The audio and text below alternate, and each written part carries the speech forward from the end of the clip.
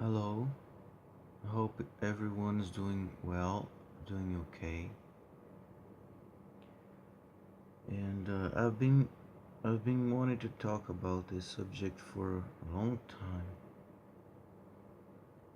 And I don't know, I guess I lost the touch of speaking in these YouTube videos. But I'll do my best. When I was, after I was discarded years ago, I used to read about people talking about narcissism is contagious, and I have become sort of a narcissist. People saying some things like that, and many of the victims, they ask the question, "Am I a narcissist myself?" And there are reasons for that which I can't remember now. So it's a very common subject of discussion among victims, and um, there is a lot of this talk about people saying narcissism is contagious. I also became angry. I also became an abusive person after I was victimized by a narcissist. Oh, actually, by two narcissists in a 6 month period. And there is a lot of this talk, and people repeat this over and over again. Narcissism is contagious, and there's no escape from this the hurt that the narcissist inflicts on us. We become kind of narcissists ourselves. And verbal abuse is contagious, and the psychopathy is contagious. We become mentally ill because of narcissists and stuff like that. Depression, anxiety, and I'm here to tell you now, to tell all of us now that we keep hearing this in forums and communities, Facebook communities, articles about narcissism being contagious. And in fact, what we're talking about is like cruelty is contagious, sadness is contagious, negativism, pessimism is contagious, and all that.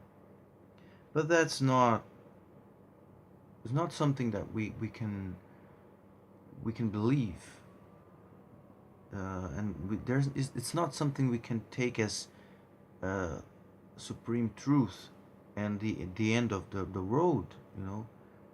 Okay, I've been contaminated by anger, and there's nothing we can do about it. There's nothing I can do about it, because it's simply not true.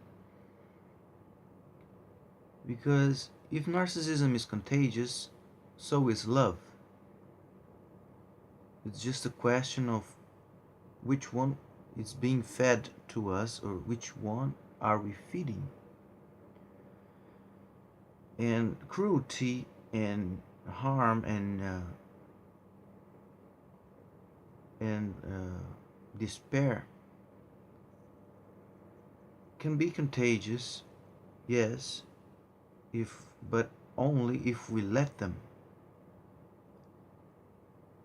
They can be, yes, I agree that they can be temporary setbacks, but they're not permanent.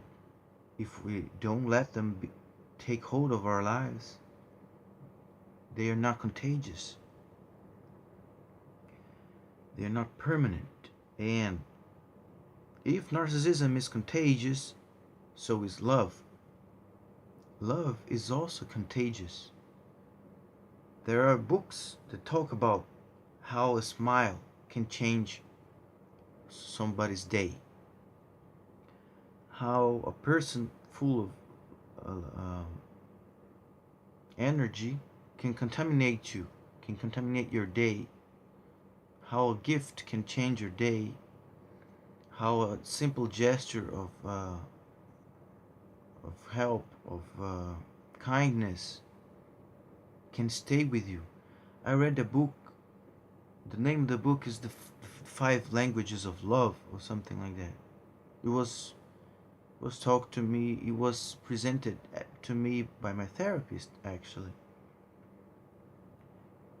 And I remember that when we receive, the book says that when we receive a an act of kindness, be it physical, be it in other forms that love can take, it stays with us with for our whole lives. It contaminates us, and I am living proof of that. I can tell you that when I began therapy, I was completely closed because I was in shock and uh, anger towards the narcissist, towards the whole world and life, and was just if somebody said I was my thinking was distorted, I would just attack back. I would feel threatened. But my therapist, there was one day that she gave me a hug, and I felt her breast. And when you are in depression, you cannot feel any type of pleasure.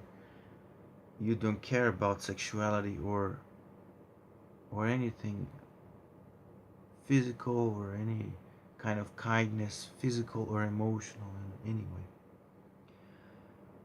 But even though I was in depression, I that stayed with me. The touch of her breast, and of course the therapists, they have a very serious ethic, a code, work ethic, and it was not intended by her. It was just a natural hug.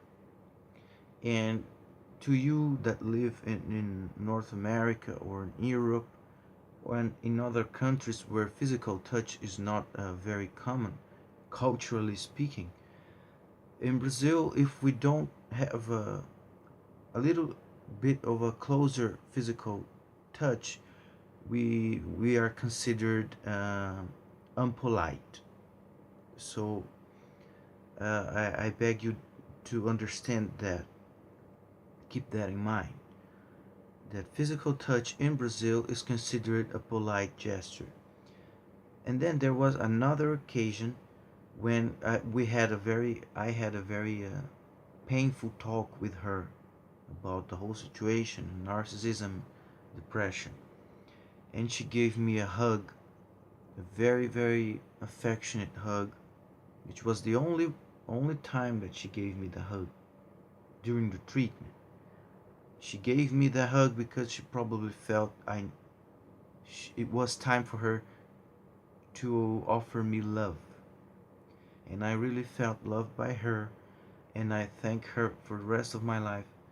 The gesture of her hugging me with so much of uh,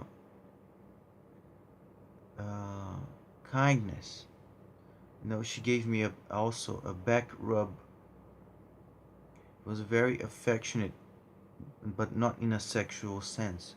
It was a very human, kind thing to do, and loving thing to do towards me. That changed the whole treatment.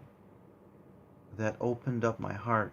I can tell you that my treatment began to work after that hug because that love contaminated me. And I could finally open up my mind and listen to her when she said, I would like you to start walking. I would like you to start doing this and trying new things to get out of this depression and to interpret your the things that happened in a new light.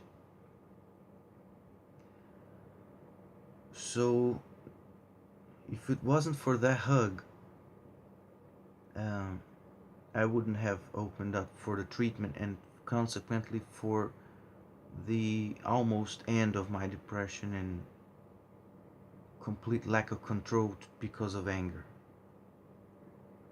Treatment is not over yet, and I have a long way to go, but the hug contaminated me. So that's why I told you, love is also contagious. So we don't need to be focused in the negativism of the narcissism forums, the narcissistic, the articles that talk about narcissism being contagious, because it's a half truth. Don't let don't let yourself be convinced of that narcissism is contagious and there's nothing we can do about it, because there is still love in the world after narcissistic abuse for us, and so there's still love that we can experience, and really it stays with you. When we receive an act of love, you can remember it vividly over and over again, and although you desire to take revenge, although you are still hurt, you're not the same after love happens. You were hurt, yes, but when you receive an act of love like a hug, something changes you.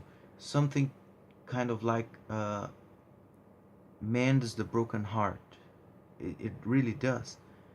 And the hurt that you felt with the narcissistic attacks and everything, it gets kind of cured in a way. It's a very strange thing to describe, because it's something that I feel inside, and I don't know if it's intuition or that's what you call in your mind or in your spirit, in your soul. I don't know. But I am still hurt, yes, but that act of love uh, cured the hurt enough so that I could experience life again in a similar manner than the way I used to experience life before narcissistic abuse. And I want to tell you again about the ethic, the code, the work ethic thing.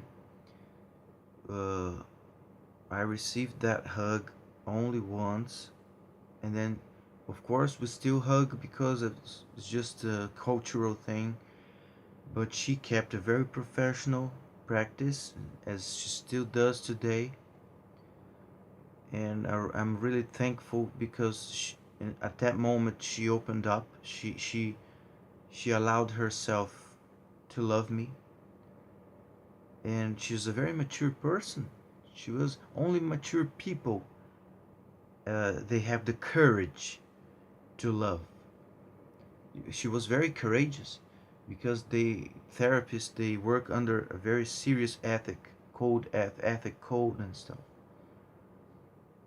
And just to demonstrate to you that it takes courage to love, and only courageous people will love you and try to cure you,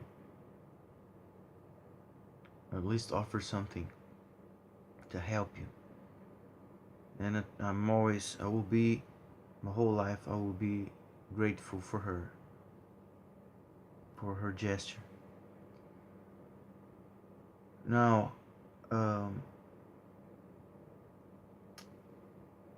the other thing I want to talk to you about is,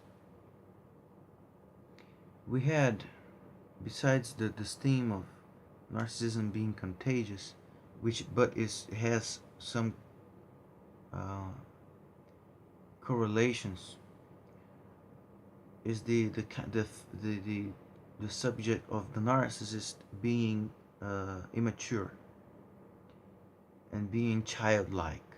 Okay, and the last session in therapy showed me something that would have really made me cry and feel angry about,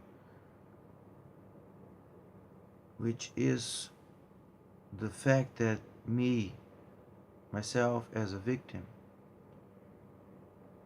I was I am also immature. And I really couldn't say no when my therapist showed me the areas in which I'm still need to work on, so that my maturity can really develop. Uh, the narcissist is indeed immature. His development, emotional and mental, was hindered at a very early age. But then, after it was discarded, I started asking myself, why did I get into that? Why could I have been fooled like that? Why did I have a relationship with someone so immature? And if somebody told me I was immature, just like a narcissist, I would. It was gonna be like, I would felt like, here they go again. They are trying to blame the victim. So the victim is immature, and that's the reason why the victim got abused by another immature creature. Um, but here's the deal. Recently, I was organizing a musical gig, and afterwards, and the people at the museum, they were not so helpful, and the organization was horrible. And then I came home and I was very angry about it, to the point that I lost control. Mind you, it's very easy for me now to be angry after narcissistic abuse. I wasn't like that before. And so I recorded an audio and sent to the two guys, expressing how angry I was about they not dealing with that the way I wish they had. But as it turns out, it was verbal abuse on my part, and I ran the risk of being legally um, troubled by that. Okay, because they had the audio, and the audio was a proof that I was offensive, and indeed I was offensive. And of course, I felt shame afterwards because my lack of control and because my anger. It was horrible. I spent 2 days kind of depressed, and I told that to my therapist, and the last session we kept talking about how I can't deal with people the way, in a mature way. I get angry very easily if I feel people are exploring me, or people are not exploring, but taking advantage of me. I guess that's the word, not exploring. Because in Portuguese, exploring is taking advantage. Okay, I don't know if it's the same in English. But anyway, when I organize my gigs, or when I do some kind of negotiation with people now, I realize that I have to be very careful, because I get angry very easily when I feel taken advantage of. And my therapist told me that a mature person would know how to negotiate with ease. A mature person would not be so angry, would not feel so taken advantage of, and would not feel victimized so easily. And I kind of like say, well, ain't that the truth? That really hurt, because the last thing I want to be told about myself is that I am immature like a narcissist. It really stabbed me. And I couldn't say no, I couldn't say otherwise. So, yes, I had to agree. I have to agree with her that I'm not mature. And she told me, because I had a very protective childhood, and my personality was very lonely. I didn't want to play with other kids, you know. So she said, and I already knew that, like, because I always thought about myself. about that thing. I didn't have much practice with other peers, with other kids. So I don't know how to negotiate, how to talk to them, how to compromise, uh, how to do the relationship, the interpersonal relationship. I'm completely socially unskilled, even today. And but I never really realized that, and I never thought, well, if I have been complaining that I've been attacked by an immature narcissist, I have to say that I was immature also, all my life. So when we say that narcissism is contagious, is it really? Did did the immaturity of my narcissist really came from the narcissist into me, or the immaturity is something that was already inside myself, and it was something that just the narcissist identified with, and it was just something that we had in common that attracted us to each other. So it is unfair when we say I was contaminated by the narcissist's immaturity. I cannot say that now because I already brought my own immaturity into that toxic relationship that I had. So is narcissism really contagious? I don't know. We must be very courageous to take responsibility for the qualities that we have that are not very helpful to us. Not only because it can attract toxic people, but just because it can make us not have the the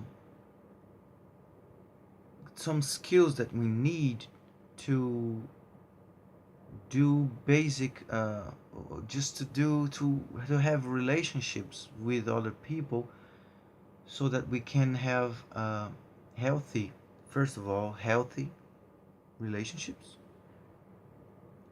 and not feel like a victim all the time, and so that we can get into the in the workplace and do our jobs and really survive in this world, and it's very hard for me to work with people, very hard. I prefer to work alone, but of course that's because of my HSP personality, highly sensitive, that people like my personality, we tend to be more productive when we work alone. But I don't want to just use that as a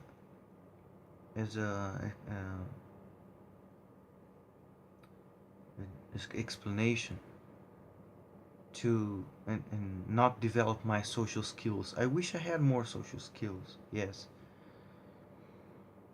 And it's a question of survival, really, that I develop some better social skills. And my therapist, she said, we're gonna do this.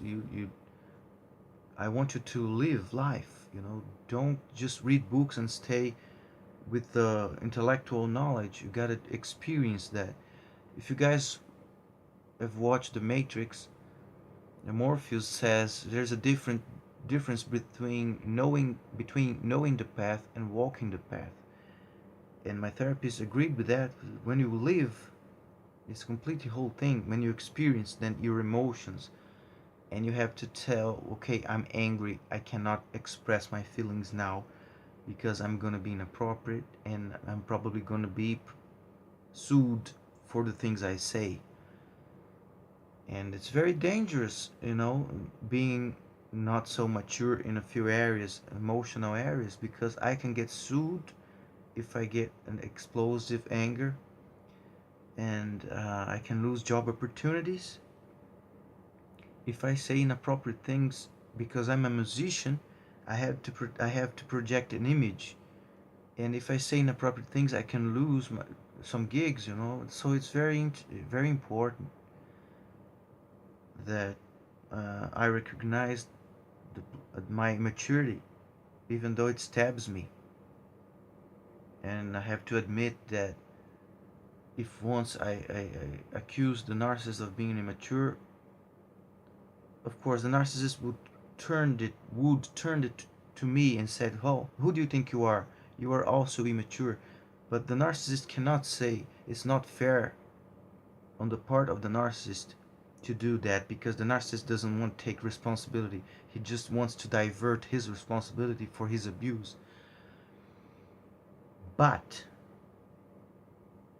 if there was a narcissist in my life, I have to admit that although it hurts me to tell you this, it was for some kind of reason. And if it wasn't for the narcissist, or maybe I wouldn't have realized that I am still immature also. And or maybe it wasn't even the narcissist, because my therapist, I didn't tell the whole narcissistic story to my therapist. My therapist is realized that towards the life experiences that I showed her afterwards. It had nothing to do with the narcissist episodes. So you don't need to have a narcissist in your life in order to be, so that you can discover that there's some immaturity in you. And I am proof of that. But so that's why I don't want to tell you that if there was a narcissist in your life, it happened because it had to happen, or it happened because of a reason to show you that you need to better yourself into art. That's I don't think that's good for you. It's not good for me. It's just even abusive. Okay. Yes, let's forget about that. So I hope that was helpful. Thank you for your time.